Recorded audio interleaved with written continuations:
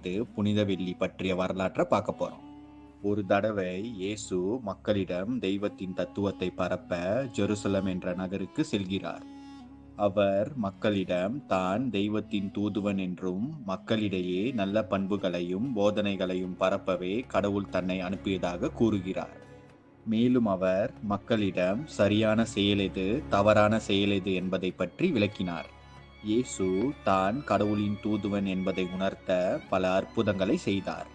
அவர் கண் தெரியாதவர்களுக்கு கண் பார்வை கொடுத்தல், நோயுற்றவர்களை குணப்படுத்துதல், நீரில் மேல் நடத்தல், பேச முடியாதவர்களை பேச செய்தல் என்று பல அற்புதங்களை நிகழ்த்தினார்.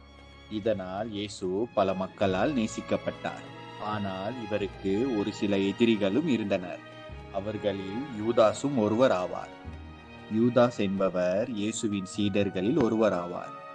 இயேசுவின் சீடராக இருந்தாலும் இயேசுவுக்கு கிடைக்கும்